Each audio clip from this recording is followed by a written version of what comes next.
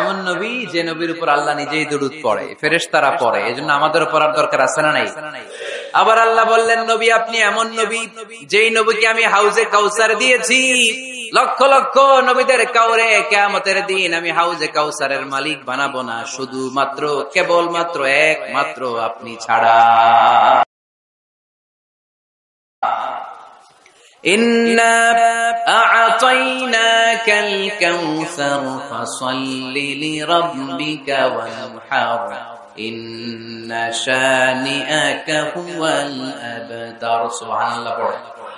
এই হাউজে কাউসারের পানি খেতে চান, পান করতে চান? বিশ্বনবী না দিলে খাইতে পারবো আমরা? হাউজে কাউসার পান করতে চান কারা? হাত তুলে দেখা।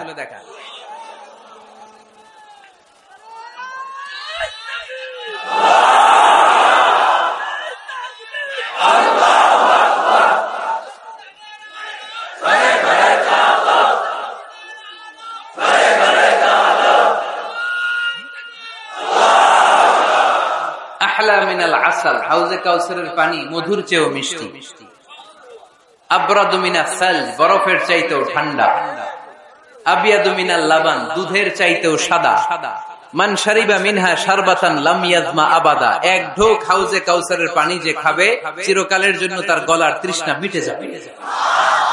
ওই হাউজে কাউসার বিশ্বনবীকে দিয়ে বিশ্বনবীর মর্যাদা বাড়িয়েছে কে? আবার আল্লাহ বললেন, নবী পৃথিবীর অনেক নবীকে আমি নৈতিক বিজয় দান করেছি, কিন্তু সবাইকে আমি রাজনৈতিক বিজয় দান করি নাই।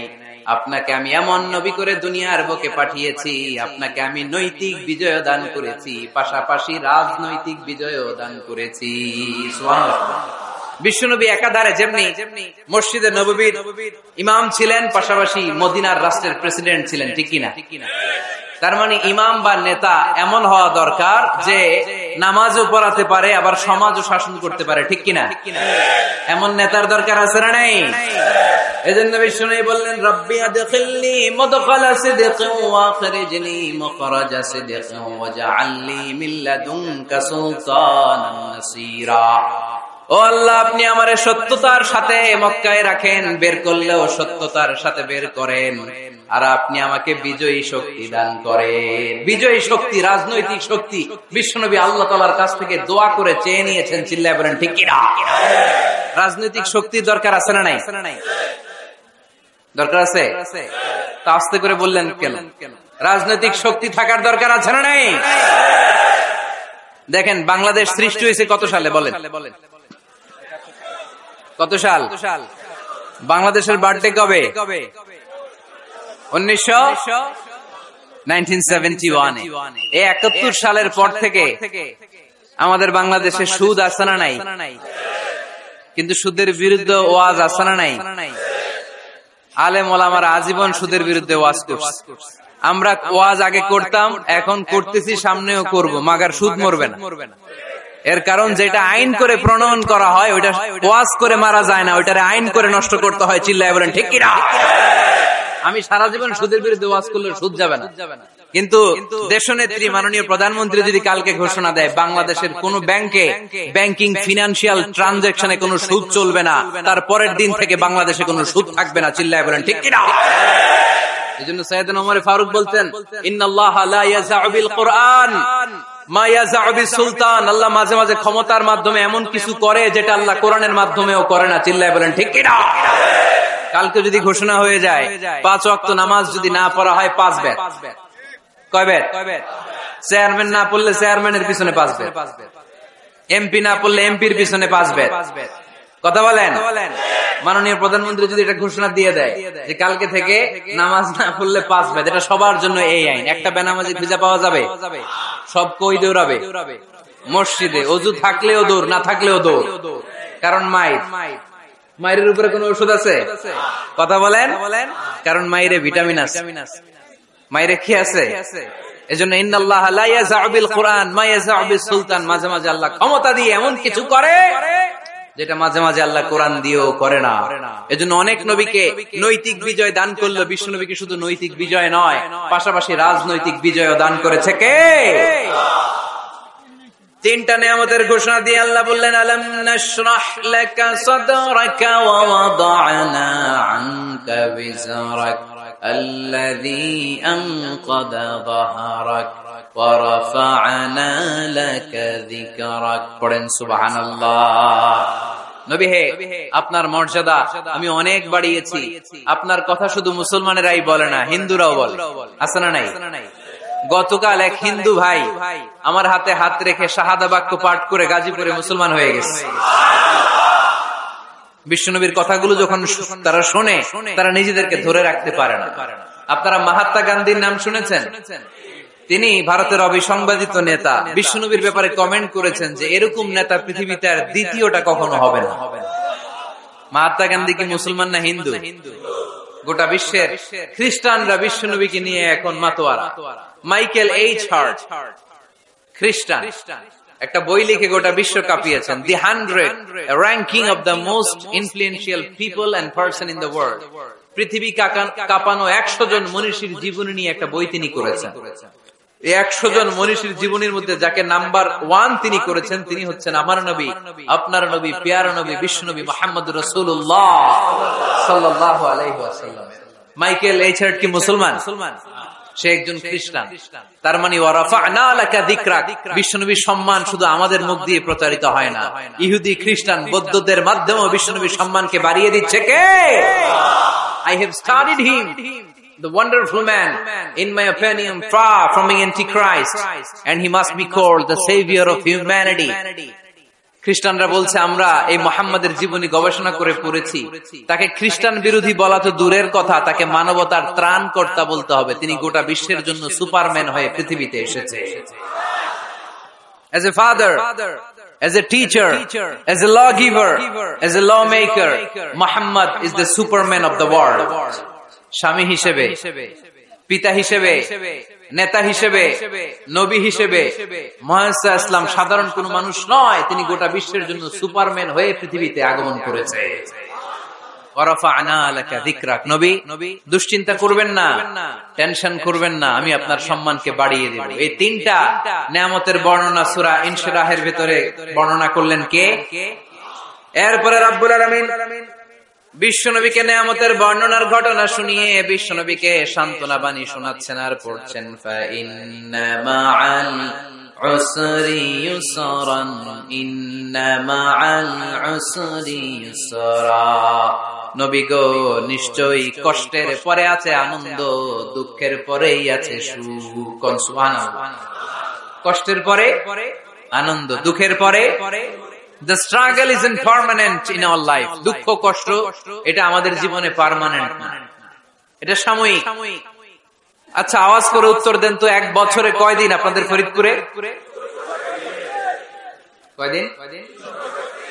365 দিন। গত 365 দিনে না খেয়েছিলেন কয়দিন? 20 দিন, 30 দিন। তার মানে অল্প কিছুদিন না খেয়েছিলাম, সারা বছরই খেয়েছিলাম, ঠিক কিনা? আচ্ছা, তো 365 দিনে অসুস্থ ছিলেন কয়দিন? 4-5 দিন, কিংবা 20 দিন, কিংবা 1 মাস, কিংবা 56 দিন, কিংবা 65 দিন। তার মানে বাকি 300 দিন আরামে ছিলাম কি ছিলাম না? তার মানে আমাদের জীবনে দুঃখ বেশি না আনন্দ বেশি?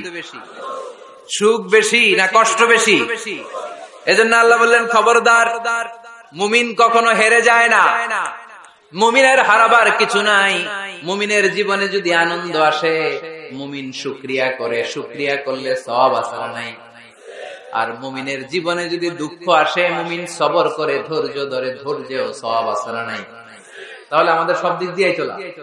আনন্দের দিনগুলাতে শুকরিয়া করব, আর দুঃখের দিনগুলাতে ধৈর্য ধরবো, দুইটার মধ্যে সওয়াব আছে না নাই? এজন্য বিশ্বনবী বললেন, আজাবান লি আমরিল মুমিন, মুমিনের বিষয়টা খুবই আশ্চর্যের। ফাইন আসাবাতহু সাররাউন শাকারা, মুমিন যদি আনন্দে থাকে সে শুকরিয়া করে, শুকরিয়া করলে লাভ আছে না নাই? ওয়াইন আসাবাতহু দাররাউন সাবারা, আর দুঃখে পড়লে সে সবর করে, ধৈর্য ধরে, ধৈর্য ধরলে সওয়াব আছে না নাই? তার মানে আমাদের হারাবার কিছু আছে। মাঝে মাঝে আল্লাহ আমাদেরকে দুঃখ কষ্ট দিয়ে পরীক্ষা করতে চান, এগুলো আমাদের জন্য খারাপ নয়। এই দুঃখ কষ্ট বিপদ আমাদের কোমরকে সোজা করে, আমাদের পায়ের মাটিকে শক্ত করে, চিল্লায় বলেন ঠিক কিনা? প্রতিকূল পরিবেশে কিভাবে বাঁচতে হয় এই দুঃখ কষ্ট আমাদেরকে শিখায়। এজন্য মুমিন বান্দার বৈশিষ্ট্য হচ্ছে দুঃখ কষ্ট বেদনা জ্বালা এগুলোতে সে আপসেট হয় না, সে হাল ছেড়ে দেয় না, সে ভরসা রাখে একজনের উপর, চিল্লায় বলতে হবে তিনি কে। কারণ মুমিন জানে রাত্রি যত গভীর হয় অন্ধকার তমানিসা ভেদ করে সুবহে সাদিক হয়। মুমিন জানে গর্ভবতী নারীর পেটের ব্যথা যেই দিন বাড়তে থাকে ওই দিনই নতুন মেহমান আগমনের সময় ঘনাতে থাকে। মুমিন জানে তার জীবনে দুঃখ কষ্ট বিপদ যত বাড়তে থাকে সুখের দিন কাছে আসতে থাকে। এজন্য মুমিনের হারাবার কিছু নেই। ফাইন্না মাআল উসরি ইউসরা, ইন্না মাআল উসরি ইউসরা। নবী হে, কষ্টের পরেই আছে আনন্দ, দুঃখের পরেই আছে সুখ। আপনি সমস্যায় পড়েছেন, ওই সমস্যার সমাধানও আছে না নাই? এই পৃথিবীতে এমন কোন সমস্যা আছে যেটা সমাধান নাই? কথা বলেন। সমস্যা তৈরি করেছে কে? আবার সমাধানও দিয়েছে কে? Allah doesn't create a lock without its কি। আল্লাহ কখনো চাবি না বানাইয়া ওইটার তালা বানায় নাই। কথা কন। তালাও যেহেতু আছে ওই তালার চাবিও বানিয়েছে কে? মা আনজালাল্লাহু দাআন ইল্লা আনজালাল্লাহু লাহু শিফা। আল্লাহ দুনিয়ায় এমন কোন রোগ পাঠায় নাই যে রোগের ঔষধ বানায় নাই, এমন কোন রোগ নাজিল করে নাই যেই রোগের কোন চিকিৎসা বানায় নাই, হয়তো সেটা আবিষ্কার হয় নাই। অনেকে ক্যান্সারের কথা বলতে পারেন যে হুজুর ক্যান্সার এমন রোগ, এই ক্যান্সার তার নাই কোনো অ্যান্সার, কিন্তু বিজ্ঞানীরা বলতেছে এটারও অ্যান্সার আবিষ্কৃত হচ্ছে। সুবহানাল্লাহ কইবেন না? কিছু কিছু ক্ষেত্রে হয়েও গিয়েছে। এজন্য দুঃখের পরেই আছে সুখ, কষ্টের পরেই আছে আনন্দ। এই দুনিয়াটাই এরকম, কষ্টের পরই আনন্দ। দেখবেন তারাবির নামাজ 20 রাকাত পড়তে কষ্ট লাগে না? কোমরে ব্যথা, হাঁটুতে ব্যথা, কিন্তু 20টা রাকাত যখন শেষ করে মসজিদ থেকে বের হই একটা আনন্দ আছে না? কষ্ট করে পরীক্ষার জন্য প্রিপারেশন নিলেন আপনি কয়েক মাস, কিন্তু ফলাফল যখন ভালো হয় তখন একটা আনন্দ আছে না নাই? সারাদিন রোজা রাখলেন রমজানে, কি কষ্ট, তৃষ্ণায় গলা ফেটে যায়, কিন্তু ইফতারির সময় যখন রুহাবজা শরবতটা খাই কেমন লাগে? একটা আনন্দ আছে না নাই? এজন্য আল্লাহ বললেন فَإِنَّ مَعَ الْعُسْرِ يُسْرًا إِنَّ مَعَ الْعُسْرِ يُسْرًا। ও নবী, কষ্টের দিন মক্কায় অল্প কিছুদিন, মদিনাতে আনন্দের দিন অপেক্ষা করছে। আমাদের জীবনে যদি দুঃখ কষ্ট আসে আমরা ধৈর্য ধরব, তাওয়াক্কুল করব একজনের উপর, তিনি কে? কারণ আমরা বিশ্বাস করি কষ্টের দিন এটা চিরকালের জন্য নয়, সামনে আনন্দের দিন আমাদের জন্য সেট করে রেখেছে কে?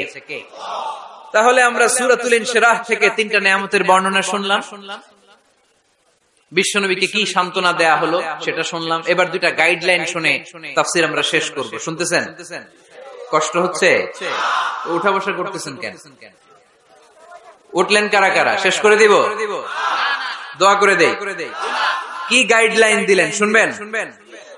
কে কে শুনবেন না? হাত তোলেন।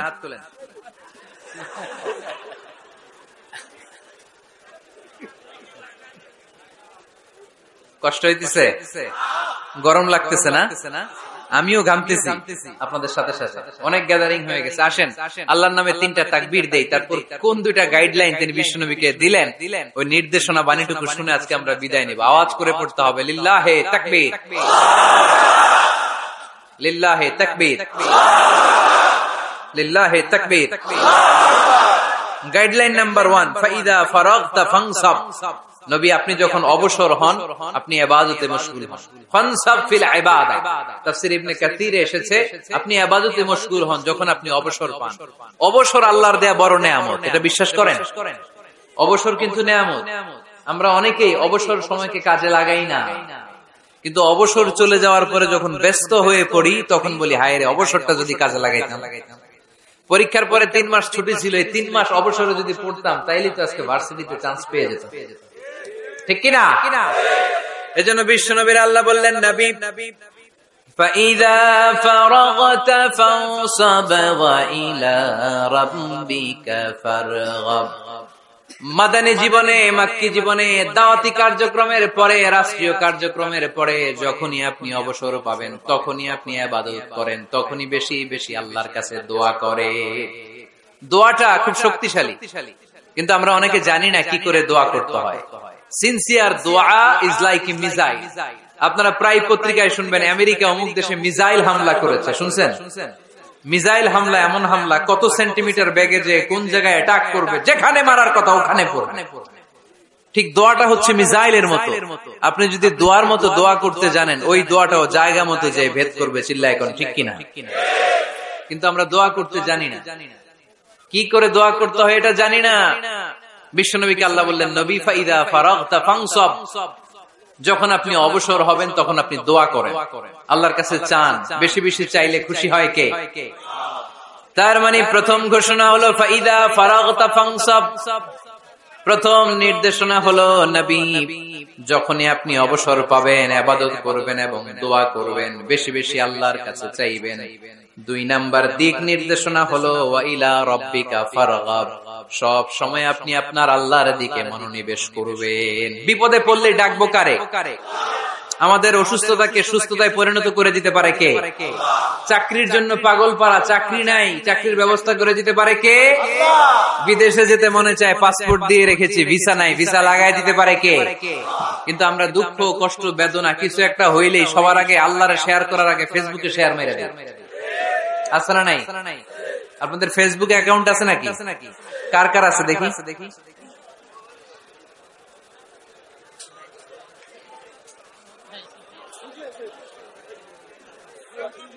আছে আছে।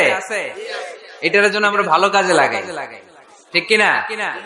আপনি চাইলেই এমন ভাবে ফেসবুক ফ্রেন্ড লিস্ট করতে পারেন যারা ভালো ভালো জিনিস শেয়ার করে, যারা মোটিভেশনাল জিনিস শেয়ার করে, ইসলামের পক্ষে কথা বলে।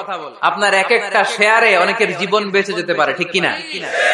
একজন মুমূর্ষু রোগীকে বাঁচাতে রক্তের প্রয়োজন, রক্তের গ্রুপ এ পজিটিভ। যারা রক্ত দান করতে আগ্রহী তারা এই নম্বরে যোগাযোগ করুন। ফেসবুকে মাঝে মাঝে এরকম নিউজ আসে না নাই? আপনি just you put down in share, শেয়ারের মধ্যে একটা পুট করে দিলেন, একটু শেয়ার মেরে দিলেন, ছড়িয়ে পড়লো হাজার হাজার ফেসবুক ফ্রেন্ডদের কাছে।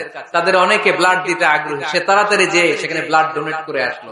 আপনার একটা শেয়ারের কারণে বেঁচে গেল অনেকগুলো প্রাণ। চিল্লা এখন ঠিক কিনা? রক্তদানের মতো শ্রেষ্ঠ ইবাদত হতে পারে? আমরা মনে করি শুধু জিকিরি ইবাদত, আমরা মনে করি শুধু নামাজি ইবাদত। রক্তদান, এক ব্যাগ রক্ত থেকে অনেক মানুষকে বাঁচানো যায়। এর মধ্যে আছে হিমোগ্লোবিন, এর মধ্যে আছে প্লাটিলেট, আছে প্লাজমা। রক্তে একটা উপাদান আছে প্লাজমা, নাম শুনছেন? আগুনে পোড়া রোগীকে বাঁচাতে এই প্লাজমা লাগে। হসপিটালের বার্ন ইউনিটে যেয়ে দেখবেন মানুষ কিভাবে চিল্লায়। নুসরাত নামে একটা মেয়ে মারা গেল না? এক বদমাইশের কবলে পড়ে মারা গেল না?